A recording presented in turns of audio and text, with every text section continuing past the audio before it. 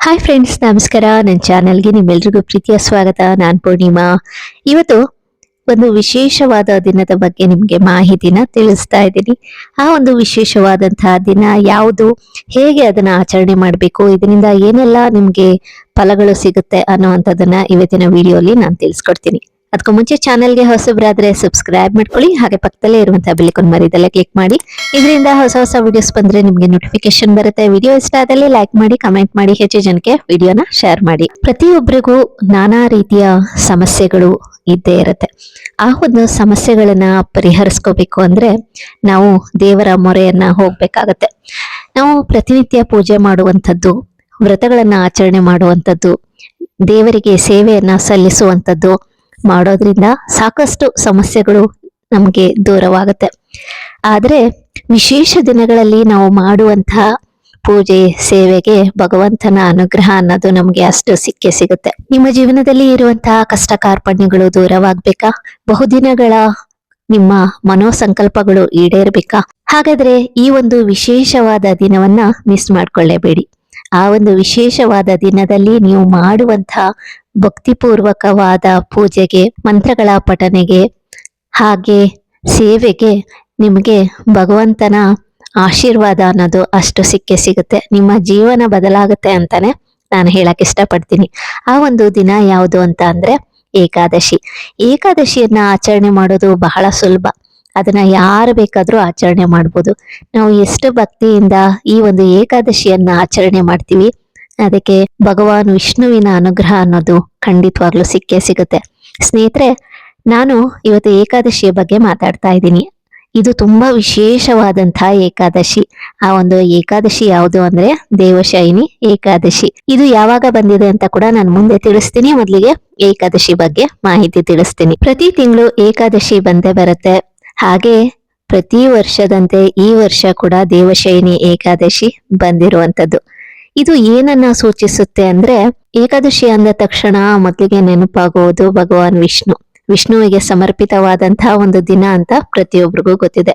ಸನಾತನ ಧರ್ಮದಲ್ಲಿ ಆಳವಾದಂತಹ ಆಧ್ಯಾತ್ಮಿಕ ಹಂತವನ್ನ ಸೂಚಿಸುತ್ತೆ. ಹಾಗೆ ಈ ಒಂದು ಏಕಾದಶಿ ತುಂಬಾನೇ ವಿಶೇಷ. ಯಾಕೆಂದ್ರೆ 4 ತಿಂಗಳ ಅವಧಿಯಾದ ಚಾತುರ್ಮಾಸದ ಆರಂಭವನ್ನ ಇದು ನಮಗೆ ತಿಳಿಸುವಂತದ್ದು. ಅನೇಕ ಮನೆಗಳಲ್ಲಿ ಏಕಾದಶಿಯನ್ನ ತಪ್ಪದೆ ಆಚರಣೆ ಮಾಡ್ತಾರೆ. ಯಾಕೆಂದ್ರೆ ಅದಕ್ಕೆ ತನ್ನದೇ ಆದಂತಹ ಒಂದು ವಿಶೇಷತೆ ಅನ್ನೋದು ಖಂಡಿತವಾಗ್ಲೂ ಇದೆ. ತುಂಬಾ ಭಕ್ತಿಪೂರ್ವಕವಾಗಿ, ತುಂಬಾ ಶ್ರದ್ಧೆ, ನಂಬಿಕೆಯಿಂದ ಈ ಏಕಾದಶಿಯನ್ನ ಆಚರಣೆ ಮಾಡ್ತಾರೆ. ಯಾಕೆಂದ್ರೆ ಅತ್ಯಂತ ಸರಳವಾದಂತಹ ಒಂದು ವ್ರತ ಅಂದ್ರೆ ಅದು ಏಕಾದಶಿಯನ್ನ ಆಚರಣೆ ಮಾಡುವಂತದ್ದು ಅಂತ ಹೇಳ್ಬೋದು. ಭಕ್ತರ ನಂಬಿಕೆ ಏನು ಗೊತ್ತಾ? ಈ ಒಂದು ಏಕಾದಶಿಯನ್ನ ಆಚರಣೆ ಮಾಡೋದ್ರಿಂದ ಪ್ರತಿಯೊಂದು ಕೋರಿಕೆಗಳು ತುಂಬಾ ಬೇಗನೆ ಈಡೇರುತ್ತೆ ಅನ್ನುವಂಥದ್ದು. ಯಾಕೆಂದ್ರೆ ಇದನ್ನ ಆಚರಣೆ ಮಾಡೋದು ತುಂಬಾನೇ ಸರಳ. ಯಾರು ಭಕ್ತಿಪೂರ್ವಕವಾಗಿ ನಂಬಿಕೆ ಶ್ರದ್ಧೆಯಿಂದ ಏಕಾದಶಿಯನ್ನ ಆಚರಣೆ ಮಾಡ್ತಾರೆ, ಅವರ ಪಾಪಗಳೆಲ್ಲ ವಿಮೋಚನೆ ಆಗುತ್ತೆ. ಅವರು ಅಂದುಕೊಂಡಿದ್ದನ್ನ ಸ್ವಾಮಿ ಈಡೇರಿಸ್ತಾರೆ ಅನ್ನುವಂತಹ ಅಚಲವಾದ ನಂಬಿಕೆ. ಒಂದೊಂದು ಏಕಾದಶಿಗೂ ಒಂದೊಂದು ಮಹತ್ವ ಖಂಡಿತ ಇದೆ. ಇವಾಗ ಹೇಳ್ತಾ ಇರೋದು ದೇವಶಯನಿ ಏಕಾದಶಿ, ಪವಿತ್ರವಾದ ಚಾತುರ್ಮಾಸ ಆರಂಭವಾಗುತ್ತೆ ಅಂತ ತಿಳಿಸ್ದೆ. ಹಾಗೇನೆ ಭಗವಾನ್ ವಿಷ್ಣು ಯೋಗ ನಿದ್ರೆಗೆ ಜಾರುವಂತದ್ದು. ಏನು ಅಂತ ಅಂದ್ರೆ, ಈ ದಿನ ವಿಷ್ಣುವಿನ ದೈವಿಕ ಯೋಗ ನಿದ್ರೆ ಸಾಂಕೇತಿಕವಾಗಿ ಆರಂಭವನ್ನ ಸೂಚಿಸುತ್ತೆ. ಅಂದ್ರೆ 4 ತಿಂಗಳ ಕಾಲ ಪ್ರಬೋಧಿನಿ ಏಕಾದಶಿಯವರೆಗೂ ಮುಂದುವರಿಯುತ್ತೆ. ಅಂದ್ರೆ 4 ತಿಂಗಳ ಕಾಲ ಭಗವಾನ್ ವಿಷ್ಣು ಯೋಗ ನಿದ್ರೆಯಲ್ಲಿ ಇರುವಂತದ್ದು ಅಂತ ಸೂಚಿಸುವಂತದ್ದು. ತುಂಬಾ ವಿಶೇಷವಾದಂತಹ ಒಂದು ದಿನ ಇದು. ಈಗ ನಿಮ್ಗೆಲ್ಲ ಗೊತ್ತಿದೆ, ಆಷಾಢ ಕೂಡ ಇದೆ. ಇದು ಆಷಾಢದಲ್ಲಿ ಬರುವಂತಹ ಏಕಾದಶಿ ತುಂಬಾನೇ ಶ್ರೇಷ್ಠ. ಆಷಾಢ ಏಕಾದಶಿ ಅಂತ ಕೂಡ ಇದನ್ನ ಕರೆಯುವಂತದ್ದುಂಟು. ತುಂಬಾ ವಿಶೇಷ. ಪ್ರತಿಯೊಬ್ರು ಕೂಡ ನೀವು ನಿಮ್ಮ ಊರಿನಲ್ಲಿ ಇರುವಂತಹ ವಿಷ್ಣುವಿನ ದೇವಸ್ಥಾನಕ್ಕೆ ಹೋಗಿ ಬನ್ನಿ. ಅದ್ರಲ್ಲೂ ಪಾಂಡುರಂಗ ವಿಠಲನ ದೇವಸ್ಥಾನಕ್ಕೆ ಹೋಗಿ ಬನ್ನಿ. ಯಾಕೆಂದ್ರೆ ಅವತ್ತು ವಿಶೇಷವಾಗಿ ಅಲ್ಲಿ ಪೂಜೆಯನ್ನ ಸಲ್ಲಿಸಿರ್ತಾರೆ. ನಿಜವಾಗ್ಲೂ ಆ ಪೂಜೆಯನ್ನ ನೋಡೋದಕ್ಕೇನೆ ಪುಣ್ಯ ಮಾಡಿರ್ಬೇಕು. ಹಾಗೆ ಆ ಸನ್ನಿಧಾನಕ್ಕೆ ಹೋಗಿ ಬಂದ್ರಂತೂ ತುಂಬಾನೇ ಒಳ್ಳೇದಾಗತ್ತೆ.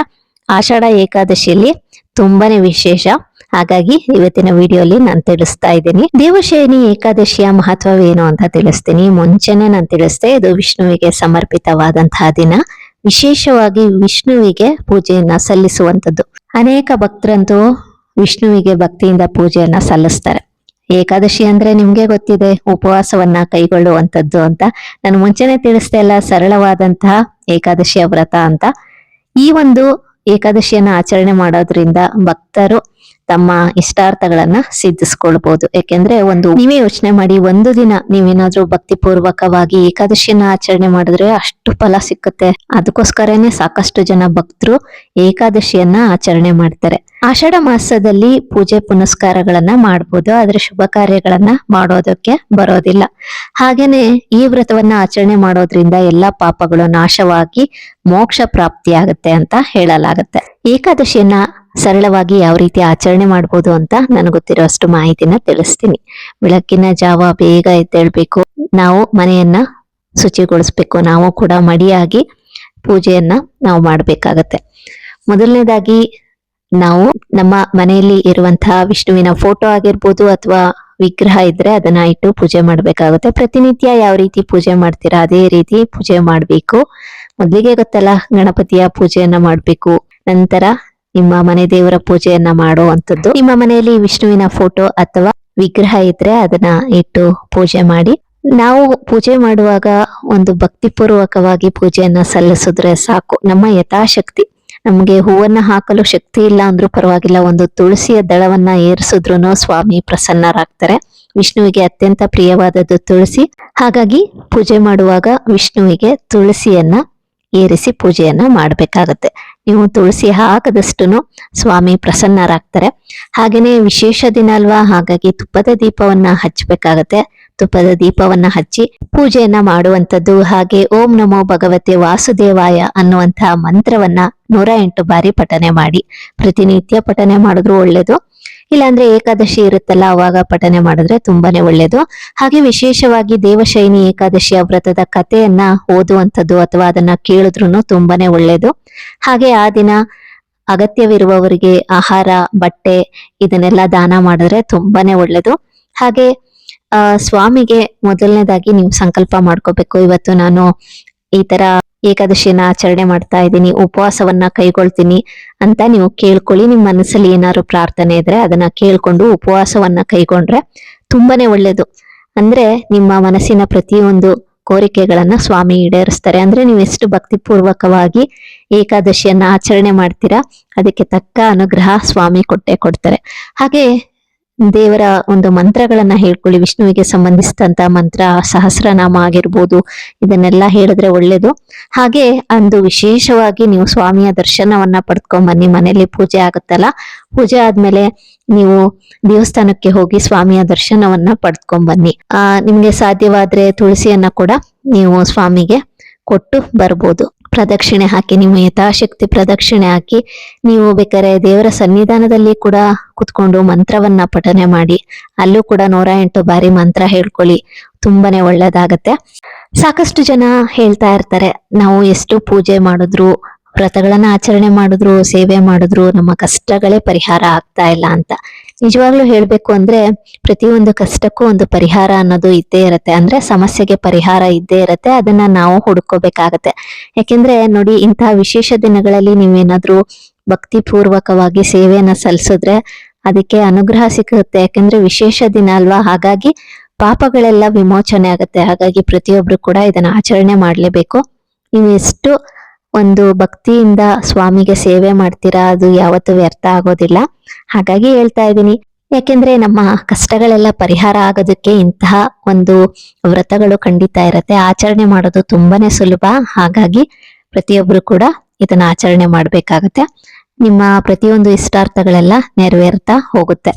ಇವಾಗ ದೇವಶಯನಿ ಏಕಾದಶಿ ಯಾವಾಗ ಬಂದಿದೆ ಅಂತ ಕೂಡ ತಿಳಿಸ್ತೀನಿ. ಜುಲೈ 25ನೇ ತಾರೀಕು ಶನಿವಾರದಂದು ನಾವು ದೇವಶಯನಿ ಏಕಾದಶಿಯನ್ನ ಆಚರಣೆ ಮಾಡ್ಬೇಕಾಗತ್ತೆ. ತುಂಬಾ ವಿಶೇಷವಾದಂತಹ ದಿನ.